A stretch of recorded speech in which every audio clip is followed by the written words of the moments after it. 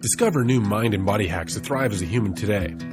The Institute for Aliveness is here to teach you all the things you never learned in school. From talking poop, sex, childhood trauma, emotional intelligence, psychedelics, and of course, fasting and food. This is a podcast that changes lives. Join your host, Dr. Andrea Page, as she travels 7 continents to find the most captivating, impactful humans for you. Hello, everyone. I am so excited to welcome you to a new season of the podcast. This season, I bring you some of the most important embodied people in my life.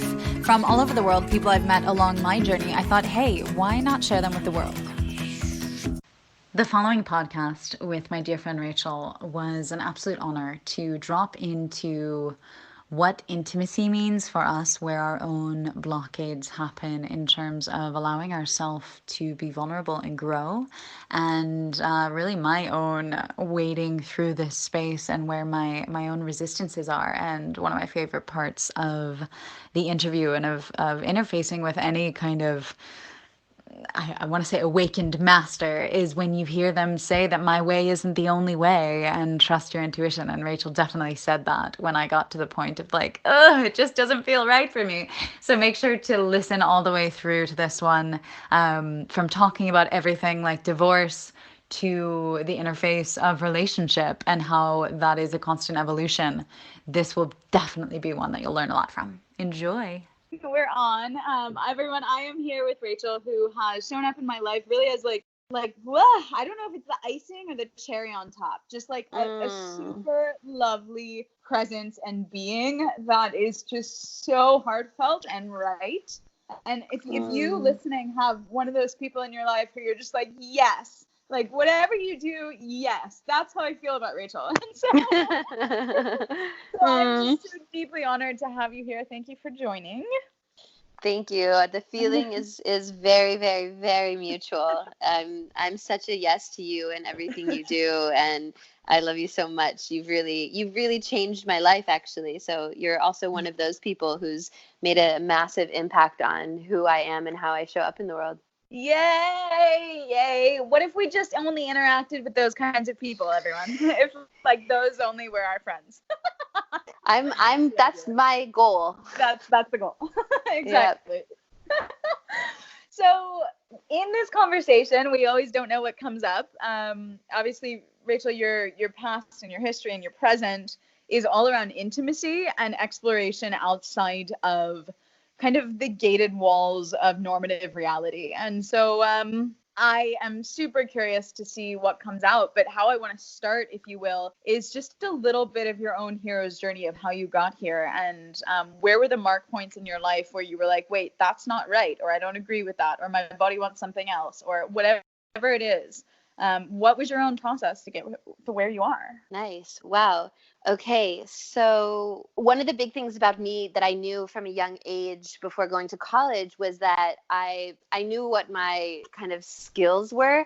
And anyway, this is actually a funny story. I started off when I was on my way to college, I wanted to be a wedding planner, which is quite funny now because I don't really believe in marriage so much anymore. But that was was that I wanted to be a wedding planner. So I went to college, and I actually ended up at a college where they have a degree for event production. So I got my college degree in event production, which also had a lot of studies around, what do they call it?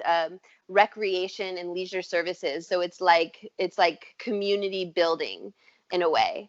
So it was at a young age, I was just kind of already on track, but I got a little off track, but on track by then getting my degree and moving to Los Angeles, where my goal was to produce large scale award shows. Like I just thought, if I end up producing award shows as an event producer, I will have made it. So I did, and I did that. I lived in Beverly Hills. I worked at a 5-star hotel and was part of the event production team that put on the Golden Globe Awards and did a bunch of press junkets, Hollywood premieres, release parties, Mercedes-Benz Fashion Week. Like I was really in the glitz and glam of Hollywood event production life. And there was something deep inside of me that was still so unfulfilled and quite miserable. And, it's like, working so hard, making such little money to pay the rent of the place that I'm never in because I'm working 2 jobs, and is like this whole struggle, and something around that started to really crack. But I think I was still holding on to it because of my love of it's like creating experiences for people. Mm-hmm. And around this time, my parents, when I was young, my parents got divorced when I was 6. And then within 1 year, both remarried people who were already divorced with children from previous marriages. So at 6, I went from like a little tiny home, single family home, to double, like I would even almost call it like a quadruple home of having 4 parents and 4 brothers and 4 sisters living in multiple houses. So my family life also became very communal. And when 20 years later, my parents both divorced those people they had remarried within the same year.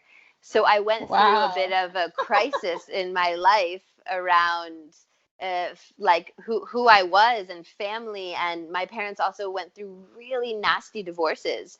All of their divorces were always really, really nasty. Both the divorce my parents went through and those to their subsequent partners. And it was this question for me, like, how can you love someone so deeply and have a life and a family and then hate them so much, like really venomously hate them? And it didn't make sense to me. So I started going to therapy. And while I was in therapy around this time, because of this, my therapist looked at me and she was like, you should be sitting in my chair. Like, you should be doing this. You're so good at it. And it was this very pivotal moment in my life I'll never forget, where someone saw me and reflected me back to me in a way no one else had.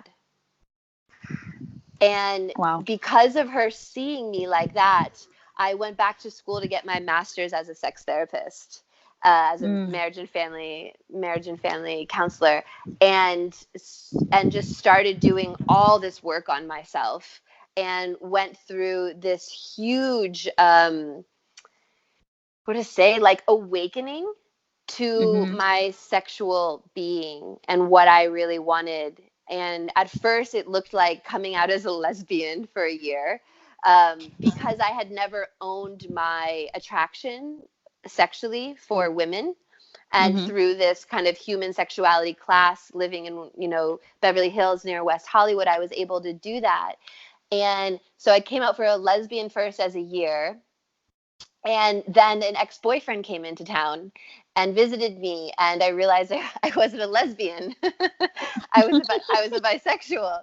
So then I was like, okay. And then there was this new thing. Okay, well, now I'm not a lesbian, I'm a bisexual. But when I'm with a woman, people call me a lesbian. And when I'm with a man, people call me straight.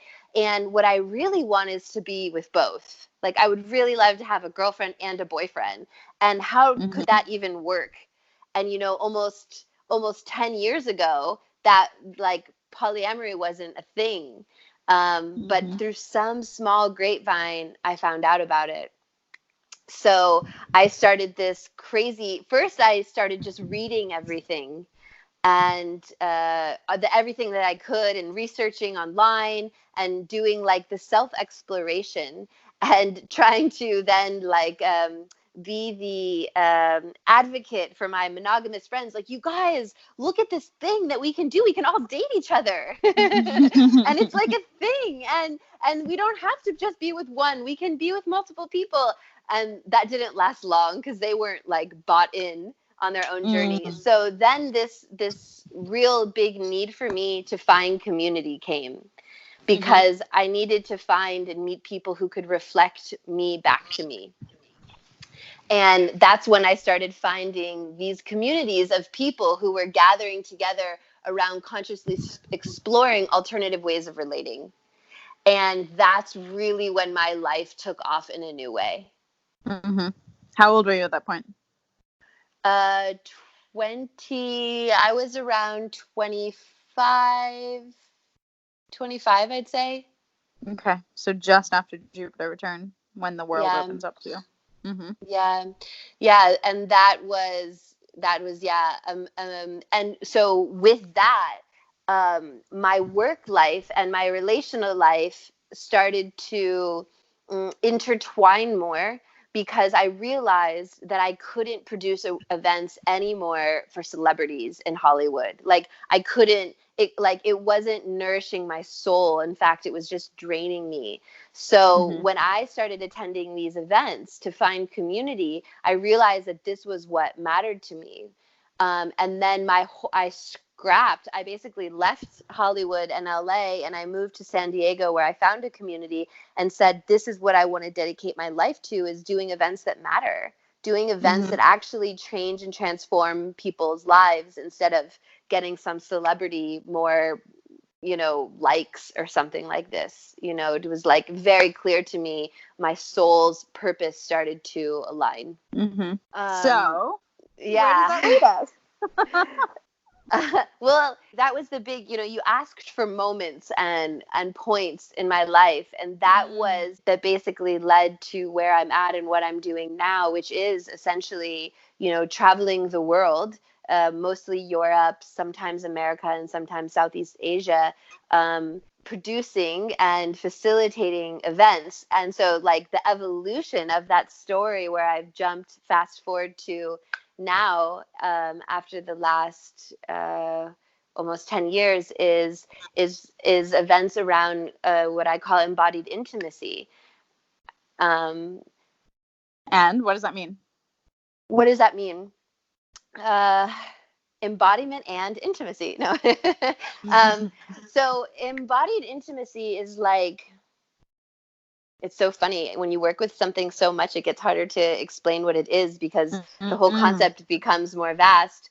But it's like coming from a body-centered or bottom-up approach to relating. So not relating or from the top down, which is like the mind down to the body, but rather like from the body up to the mind. So present moment body awareness of what's actually happening. And in order to understand what that is, you actually have to be that first. Like you can't, for me, the embodiment comes before the intimacy, because if you're not fully embodied and inhabiting your body, who is actually showing up to be intimate? So the journey for us in everything, for me, and everything that I do, is becoming embodied and actually like fully inhabiting the present moment from the depths of whatever I'm able to access in my physical form. And then from that place, sharing that, like taking the risk to be fully seen and revealed, as vulnerable as that can be. And for me, in that space is where I find the intimacy. And I found, I think, my own journey, parts of my own journey and parts of this journey of this story that I mentioned, was needing to kind of liberate myself sexually, to understand who I was. And that sexual liberation was really important. But I also see how a lot of that sexuality was me just needing to get in my body and using sexuality as the door, because I didn't know that there was other ways I could be in my body with people that wasn't sexual. So like why I'm so passionate about this now is that it's like, I think that a lot of people do this. They are trying to just get to sexuality because the animal body wants to have a conversation. It wants to dialogue and feel, and in that feeling find safety, and then find connection and opening, and then healing. And so I want to give people those tools so that they see that there's a whole other world available in connection with other animals that leads to the most profound intimacy, that isn't just around sexual and sensuality or around talking and thinking and strategy, but it comes like deeply rooted in this innate wisdom and knowing that we all have in our bodies. This is so beautiful. I mean, it ties us right back. Thank you for sharing also your story and on behalf of everyone listening, I'm sure that there were so many common points between divorce to self-discovery to realizing that everything you've done until today has prepared you effectively for today. And I think a beautiful thing here that we're weaving in is one of the first episodes on this season was with Jennifer, who's a trauma specialist. And we talked a lot about embodied trauma and psychosomatics at large. And looking into really when we come into intimacy, when we're faced with another being, that's almost when all of our triggers and traumas come up. And I know for myself, like I'll just put myself out there first, that definitely when I get close to men, especially men who might be interested in me sexually, like I can't help but, I don't know if it's a betrayal of my body or close off because I have this whatever scarred thought pattern of something can be taken from me. And in the work that I've been doing on myself very intentionally over the past year and a half, I've come to a place where I'm like, okay, nothing can be taken from me. And so bringing those concepts and the ideas and the evolution from the mind to the body is the work that I'm really hearing that you do. And that's the work that we do in the Live for Vitality and the Institute for Aliveness movement. And so it's so deeply aligned. Very deeply aligned. Yeah. And this is, it's funny. This is also my relational work too.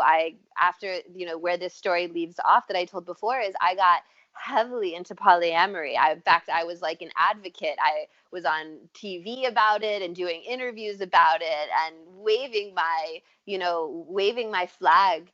And I found like what I find now even today is that I'm doing all of that as like, it's not because it comes so easily and freely to me as much as I believe in free love. And it's hard and it's where all my trauma is stored.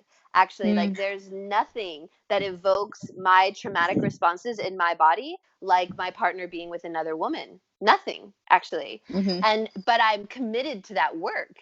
And I'm committed to figuring out what's there because something is there. And it's not just this belief that I think a man and a woman, should be together exclusively. It's like there's some deep trauma there for me around my parents' divorce, around what that did to me, around being faithful or not faithful, or like it ties all back to this. So I look at it exactly as my journey of understanding my body to inform my mind and the decisions that I make going forward. Oh, there are so many important pathways there because we can look at modern society and just see how shut down most people are if it's about the trauma of divorce on children, if it's of separation on ourselves, be it a boyfriend or a girlfriend, or even separation from a job or a living situation or whatever it might be. We don't have a certain kind of ceremonial essence to come in and out of transitionary processes, and that leaves a tremendous amount of trauma stored not only in the body but in how we think. And so like so much kudos to you for opening up those doorways and looking inside. And I hope anyone listening starts to inquire, like, what has happened for me that I've not actually looked at, and in one way mourned, and in one way celebrated, and in one way just asked, what's going on here? What's actually going on here? No, it's great. It's great. There's so much, like, psychologically, when we look at how do we separate?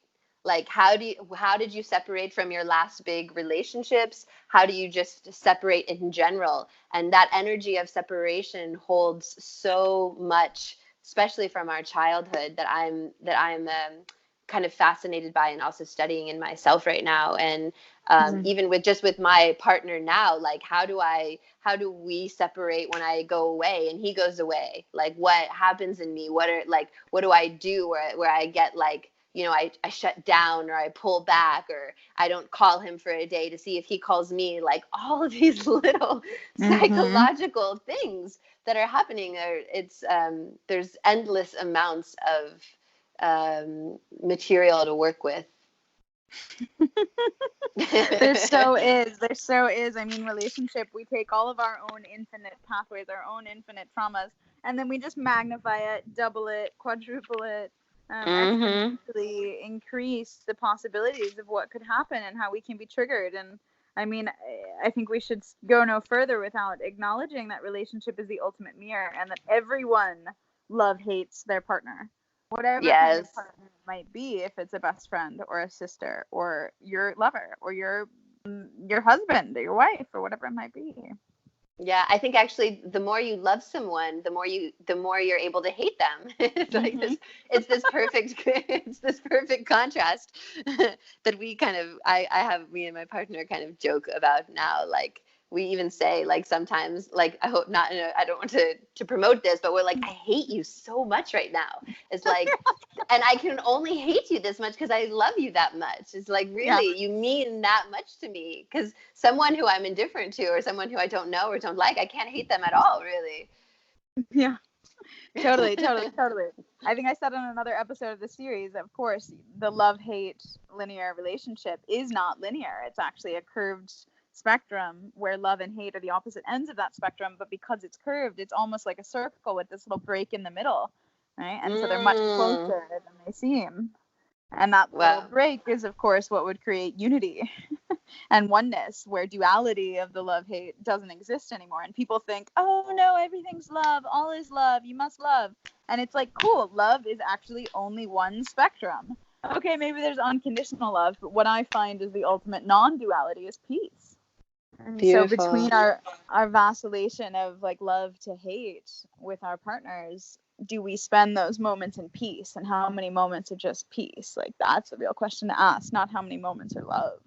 I love that. Someone else was saying something very similar to me yesterday, in fact, but they were saying joy instead of peace, actually, which is interesting. That joy was more the barometer for I don't know how to say this quality of something we're aiming for relationally. Yeah, I mean, I don't know, joy junkies, like people have branded me as that before, and I'm like, hey, my moon's in Scorpio, like because there's so much depth and presence in underworld work and darkness that also comes with balance and reality. And so sometimes I think joy is over-branded in a way. And this is what I face a lot in what I'm designing in the tech world, because theoretically what I'm designing by virtue of intelligence amplification should be to keep the human in a fully optimized state. And yet, right, that optimized state would then equate to joy at all times, or happiness at all times, or peace at all times, or whatever it is. But actually, the fully optimized state is that you look back to those triggers and the traumas, and you actually do the work of induced self-reflection to go and dive deep and reemerge transformed. And so it's not always all rainbows and butterflies, but that like it's deep and dark and pivotal and painful at points. And it's so important for all of us to dive in. And I've definitely been doing that over the past, I'd say, 2 weeks when it comes to relationship. And, you know, it's like, it's funny actually, because I'll call some of my friends on the phone, like kind of pitching out for their life awareness support and to just like get a new perspective on whatever I'm in or share where I am. And it's been like this common pattern of 2 responses. The first one is, wow, it's so good to see you like this. I'm like, what does that mean? Like, it's good to see that you too have bad days, that kind of thing. And then the second response has been, usually without fail, like something to do with it's going to be okay.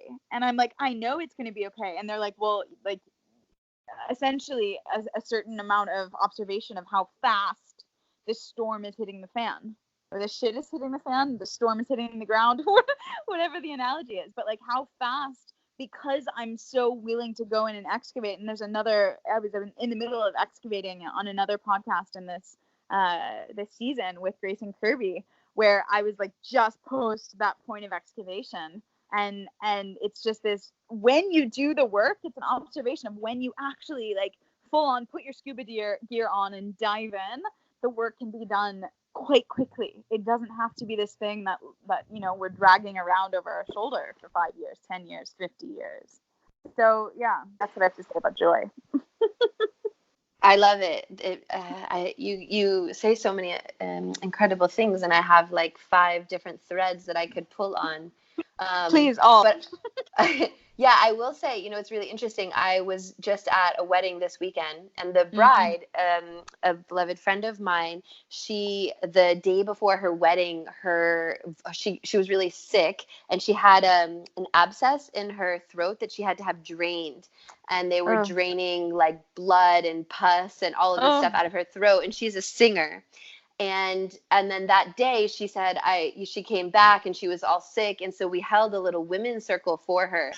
And what I just loved, which is so rare, is she laid down, we sat around her, and she just let her body move all the trauma of that experience. She let herself cry, she let herself be held, she said the things she needed to say, like she went back there, and I was just looking at this and I was like, this is fucking brilliant that someone knows their body well enough. They don't hold on to this. They just lay themselves, like we didn't have to do anything. We just sat around her, and she just let the trauma of this experience of having her throat cut open, she just let it move. And the next, like within hours, all of the sickness, all of the pain, she was just a new person.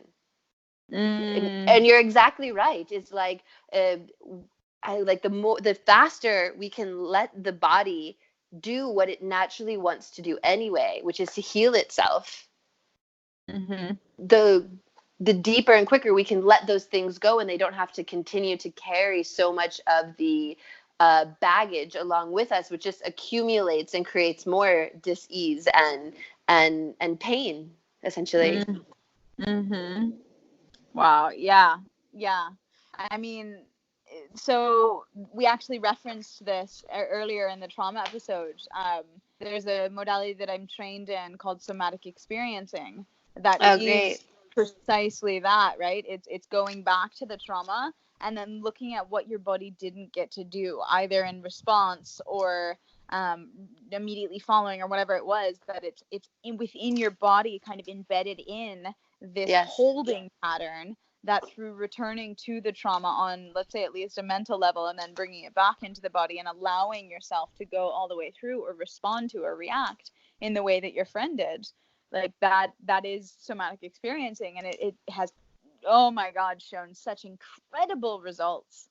And yeah, sometimes all it needs is the space held for it. And that was the circle that you had around your friend, where it's like, okay, we're here and you can do the work. And sometimes we won't do the work on our own. Like when I was doing the work sitting in the bathroom, on the bathroom floor in Paris 2 weeks ago, just like crying my eyes out all day because I picked the sorrow card in the morning from the Osho deck, which is the card about Buddha's cousin that was crying when Buddha was enlightened, and everyone said, why are you crying? He was enlightened, it's happy. And he said, no, I'm not crying for him, I'm crying for myself, that I've been by him for 42 years and I myself have not reached and attained enlightenment. And he cried all night long, and in the morning, because he had felt his pain, he was enlightened. And so when I picked the sorrow card, I was like, oh, looks like you have to face some stuff today. Like, why is this triggering you? What's coming up? What's actually going on right now? And so whether it's using a tarot deck or using writing, or what I did is I called my circle in. I called in my people from all over the world, and I had one phone call after another with like tons of processing, crying stuff in the middle. And I got down to it, because sometimes we need that circle to do the work. We do. We need that circle to do the work. It's true. I love that you did that. And I'm so curious what you're moving through and where you're at now. Like, I want to know more. I want to know more of the details. Like, what happened and what did you learn and what did you grieve and where are you at now? I think, well, you can listen perhaps to the episode with Grace and Kirby to like get more in and understand, especially in that moment. It was like literally she called me at the at the time where I'm like wiping off tears and we start the podcast recording. Oh, amazing. It's like it's going back to childhood, to the feeling of, I don't know, maybe unworthiness or disenfranchisement when my father used to yell at me when I was a child, and like so many things about myself and so many things about my relationship to men in general. And it's just the seas are so vast and rich. And I mean, I have such a meta mind where it's always like, okay, what's actually going on here? and I constantly want to zoom out. And for that reason, because I'm so intense, perhaps because of the moon in Scorpio or whatever it might be, I found over the years of teaching yoga, embodiment arts, consciousness in general, that I'm really not a teacher for beginners. And I deeply appreciate what you do because you have no level, right? Intimacy has no level. You bring everyone in. You bring everyone to the table. And it's like the amount of threateningness, we're all at that threshold. And so, what would you say about that? Yes, I would say you're exactly right. That it is like there is no advanced level of intimacy. I look at intimacy like a muscle. And I look at each person that we share intimacy with like working out a different muscle, because each person is holding and reflecting something back to us. And like it's like we call it a lot like the dance of yes. And it's like finding that you have the idea is that you have a yes for every single, to share intimacy with every single person. It's just about what that yes is. And so with some people, intimacy is being really up close and like, you know, in a full on body to body embrace. And for other people, the most intimate thing you can do is stand across the room from someone and just eye gaze. And so it's like, for me, intimacy is the journey of finding out what the yes is, and not only being able to find it out with each person, but being able to express it and then being able to move into it.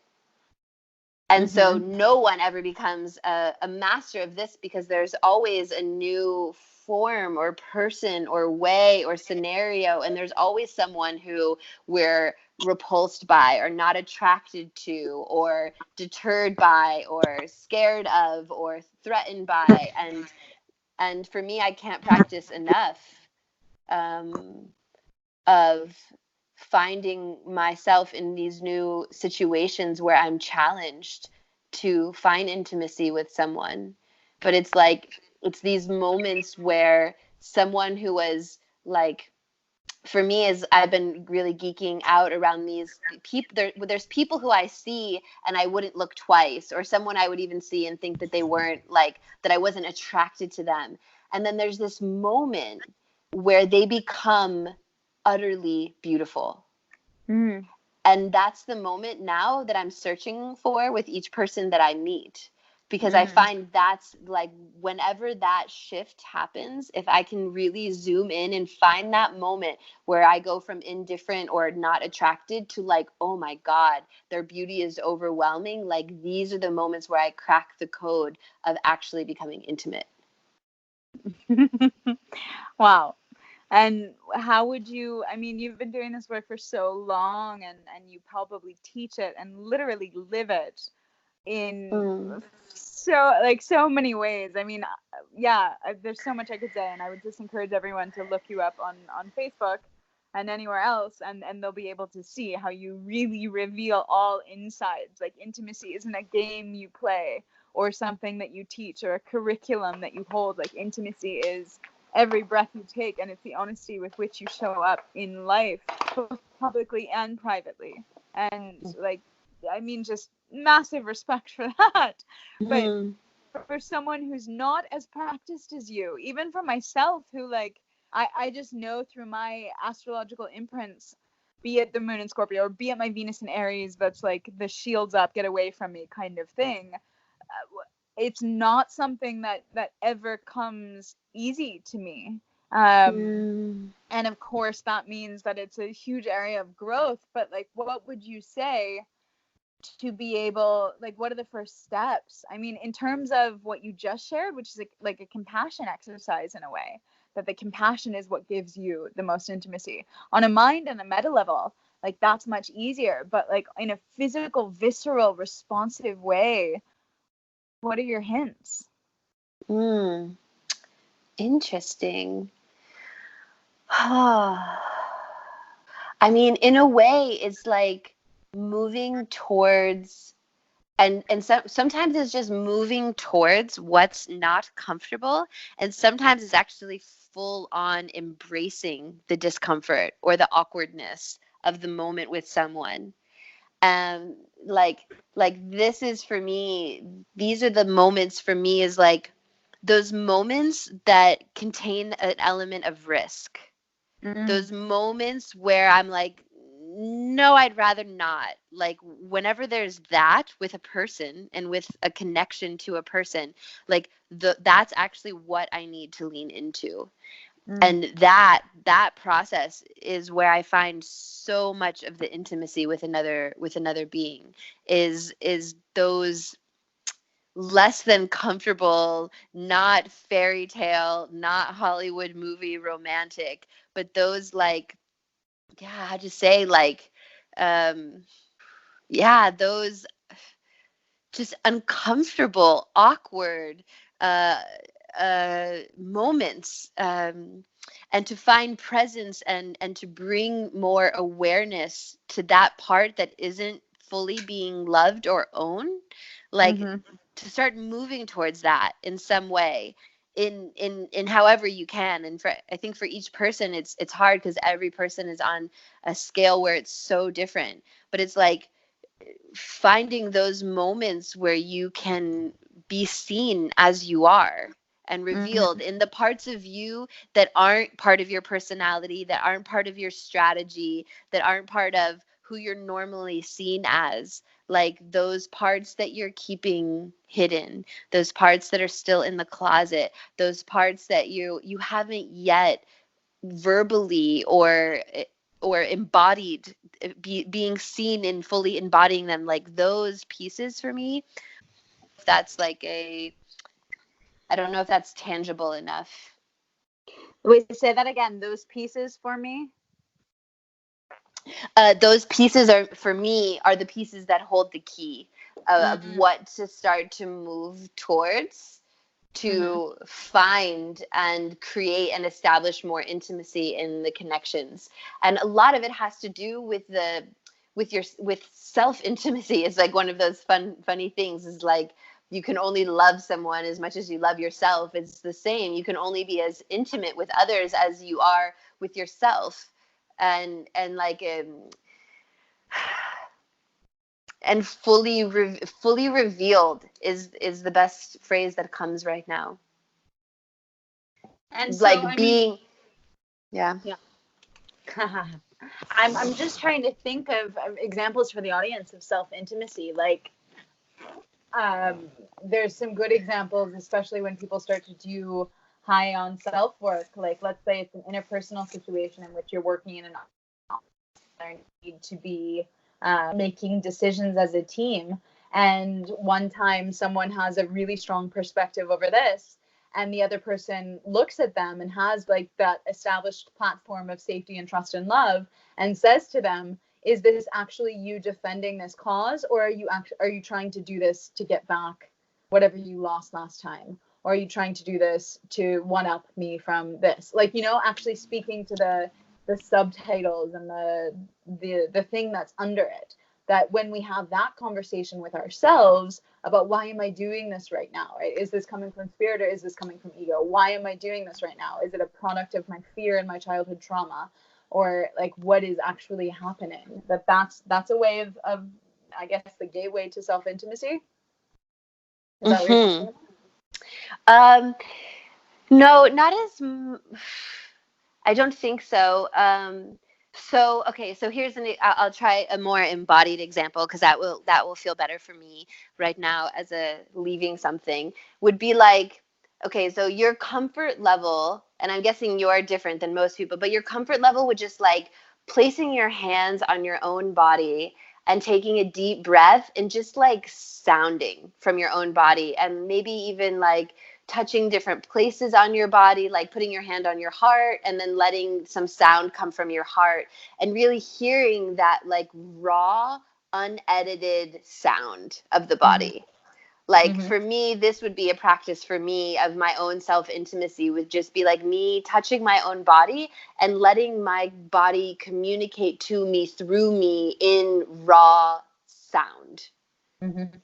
And so my own level of like mastery of that, of being able to not just make a sound, like hit a note or make this particular sound, but it's like, for me, it is the sound. It is the vibrational frequency that communicates the truth of my animal body's experience right now.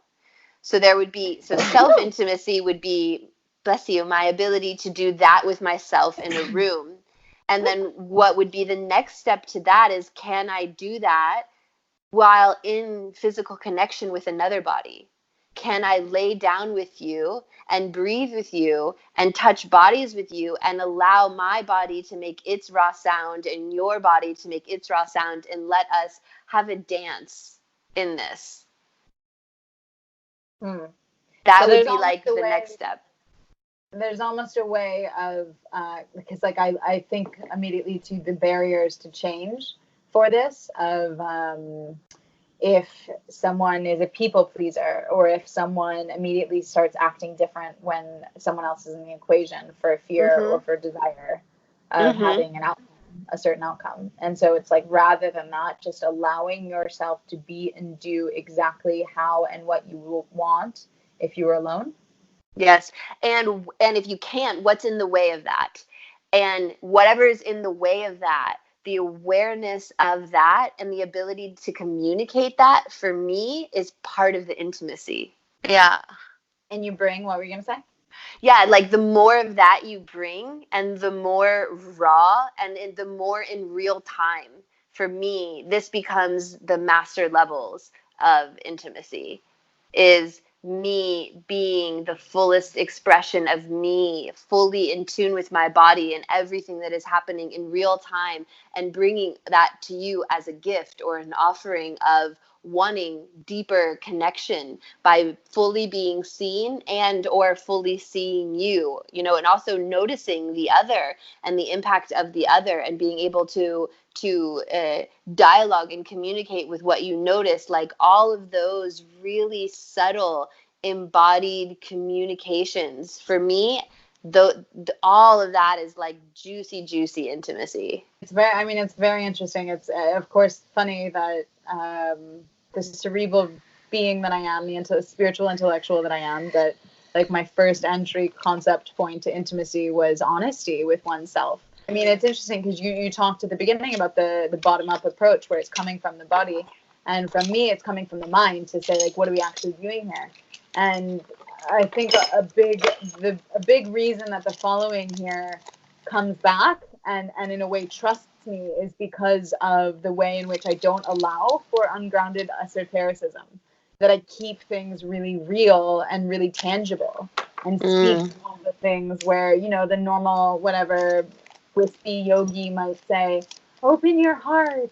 And what do we actually mean? What are we actually experiencing? What's actually going on? Let's unpack it intellectually before just trying to embody the openness of your heart and that kind of thing.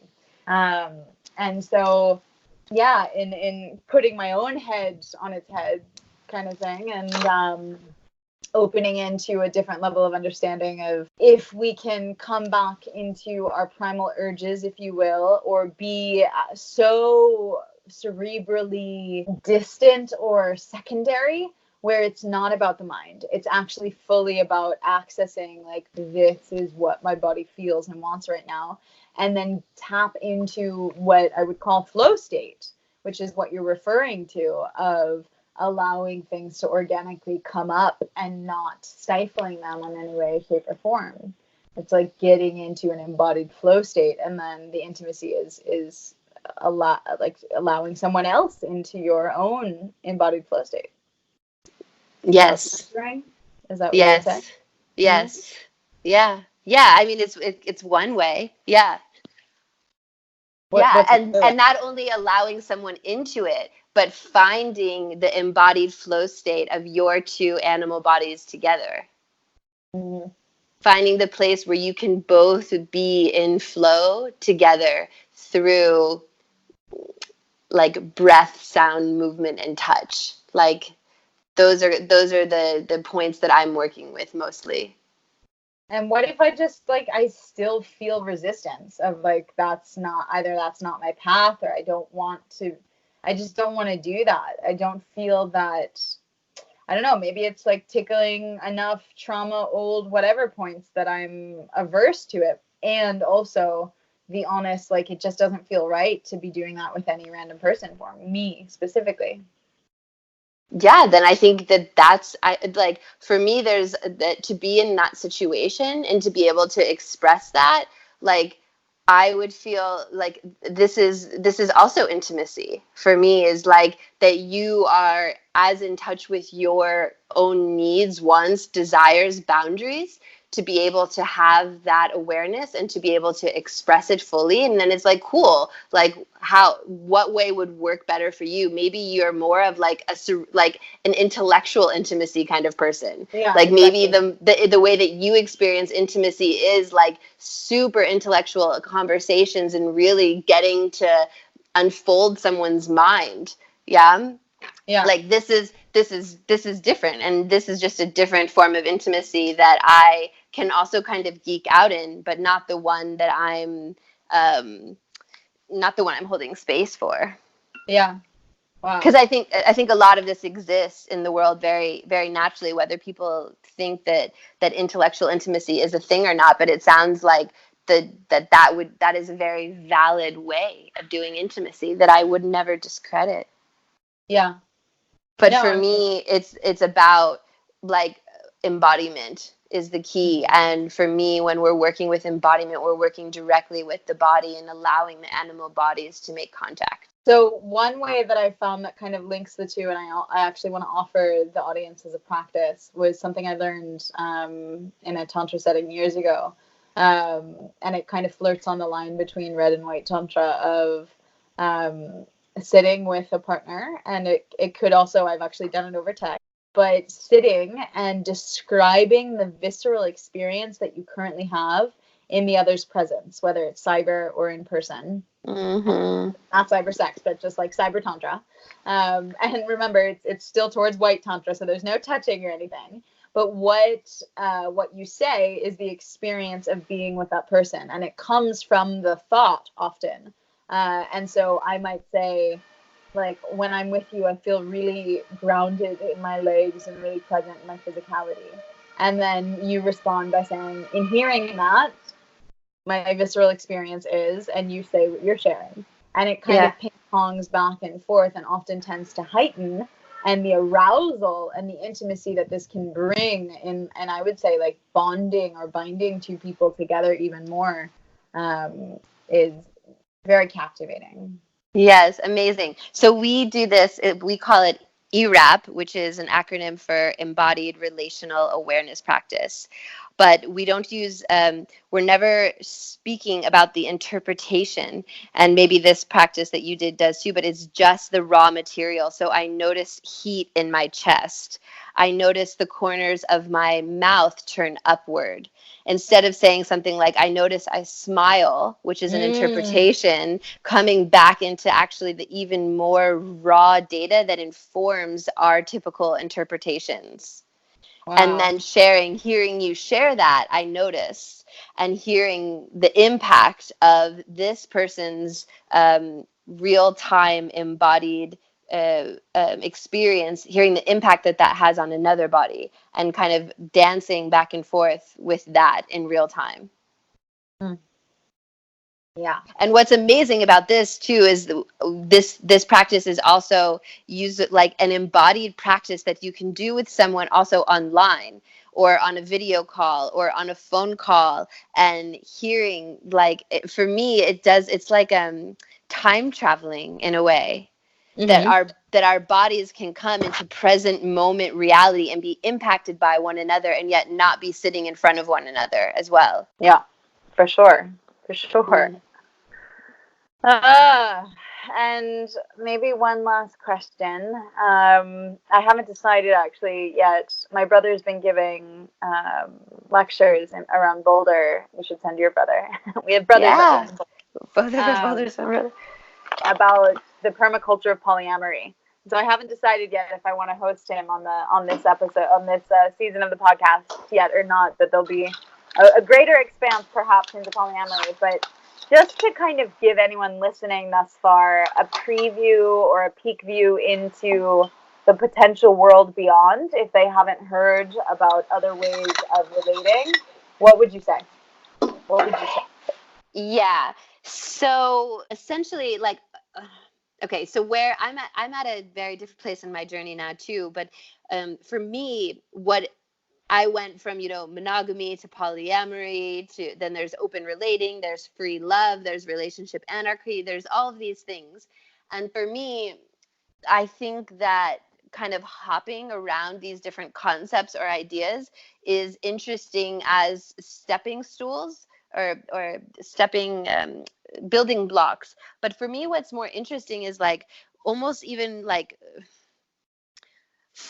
sometimes I call it fluid relating, which means like changing in time and space. So it's more this idea of like creating the relationship style that fits the shape of your heart. Because for a long time, I thought because I wanted to be with more than one person at a time, that meant that I was polyamorous. But in reality, it's really difficult to actually have more than one relationship at a time in certain kinds of ways. And so I don't always find myself with actually more than one relationship. I have a primary relationship and I have a lot of really close lovers and people who are friends or soul tribe and that's what's working for me and my relationship constellation right now. So for me, what's super interesting is empowering people to have the tools to figure out how to even begin to find and accept and move towards the kind of relating that fits them. So for some people, it's being in a triad relationship, but that triad is, so a triad would be looked at as polyamory, but is like, what if they're in a triad that's closed, meaning they only date each other? It's still polyamory, but they're maybe monogamous in their polyamory. So it's like there's such a vast landscape of ways that one can relate. And for me, the most interesting thing is finding out what's your unique way instead of the next box that you think you need to fit into to have a context that makes it safe or understandable or relatable or et cetera, et cetera. Yeah. And I think as it becomes more and more popular and more people try it, I think this will happen more, that people will be experimenting and exploring and each finding like, oh, this didn't work for me, but this really did. And that's what I'm interested in, is finding that. Yeah. Yeah. And how we relate and use relationship as a vehicle to fuel our own growth and to do the work of self-development rather than escape into it, and always maintain autonomy and avoid codependency as much as possible. Oh, this is so true. This is one of my biggest best learnings actually lately. Is I have a primary partner and I started dating another guy recently, and the same thing that happens with me and my primary partner that felt like our really unique thing happened with my new boyfriend. And I was like, face palm, oh shit, it's not them, it's me. And it was that moment of like, oh, this is my thing. When you see it show up with more than one person, which normally people don't get that opportunity. Normally you're with one partner and this thing is the thing that pops up with them. But when you date multiple people, your stuff comes up with multiple people and you see that it's not the people, it's you and your stuff. So this has been my latest and greatest self-growth development, is now searching for those things. What are those things that I find that are the things that pop up in every relationship, regardless of who it's with? And diving deeply into that work for myself. Yeah. I mean, my stance for years has been non-monogamy. And that's, I mean, it's defined by what it's not rather than what it is.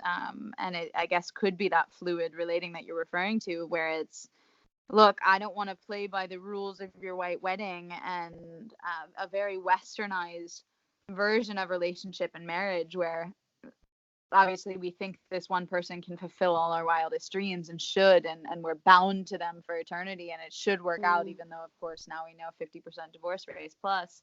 But I've only come around in the past year and a half. I spent the beginning of last year, I spent 2+ maybe 2.5 months straight in India, like immersed in India with my family, like friends, like family, and I was just so brought into the Indian understanding of relationship and marriage, which is very much as a business deal. Right? That's what it is. It's a strategic, contract-based union. And so when you come into the relationship then with your partner, they're more like a partner in the way of a business partner. It doesn't necessarily mean that you project onto them making you happy, right? It means that we are uniting our family lineages in this way and allowing for us to build together and create together. And it's like, I found that structure so much more liberating than the white wedding fantasy honeymoon kind of Western style. And so I started rethinking marriage and rethinking all of it. And then just finally, why I was doing all this deep dive work was I found a man that I was like, okay, I could see myself actually marrying that person. And I never had said that before. No one else had ever shown up in that way. And so like a month in, I don't know, I'm not sure, maybe it was just like he was a symbol. I think it was just like to allow my brain to have that quality of vehicle of opening up into possibility and thinking in new ways. And I think that as you share your own differing perspectives and your own constant on truth, like that is the only true, is that it's not static, that it is constantly evolving. Yes, in every moment.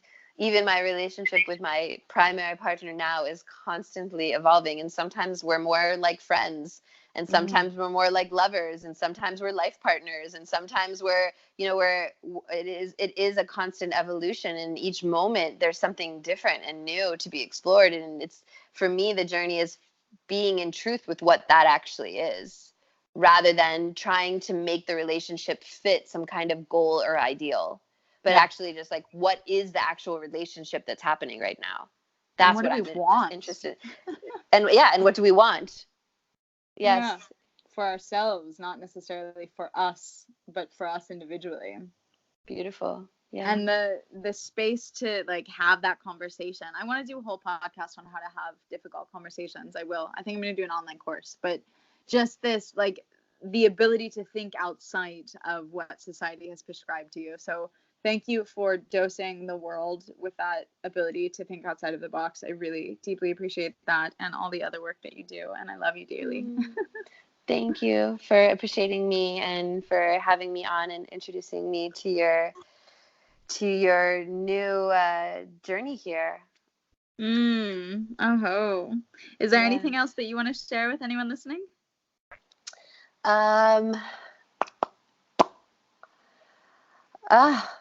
I somehow that conversation that hits me off guard. I have one more fun thing that I can share as a kind of tool, a takeaway tool, which is something that we've been doing that just like has a massive impact, which is this game called What's Preventing Me from Receiving Your Love? And the idea behind this is to own what's on our side of the fence. So like, what's preventing me from receiving your love is, my judgments towards you have created a kind of a block, and I'm having trouble approaching you because my judgments are in the way. Or like, so is in a way not pointing the finger and saying this is what you do or this is what you always do, but like really going inward and saying, wow, this is how I'm preventing myself. This is how I'm blocking my own heart from allowing the flow of love between us to flow, to move. And this practice of owning this and inviting someone else into the ways that they're also maybe blocking themselves from giving and receiving love. I've just found this to be such a valuable and also like, again, like intimacy cultivating kind of difficult conversation practice. And if anyone feels like any of those or any other practices that we shared are too far out there, quote unquote, if you're just not like maybe you're cerebral or super grounded or super in mainstream world and this is all new conversation, my advice is actually to take out paper and pen, set a timer for 10 minutes and write exactly what Rachel just said. What's preventing me from receiving your love is, and then see where the pen goes. And the only rule is to not let the pen stop. Even if you're writing, I don't know what I'm writing. I don't know what I'm writing. And so just see what comes out. Like, ask yourself these questions. We all have to. Great. You're so brilliant, Andi. So, embodiedintimacy.com.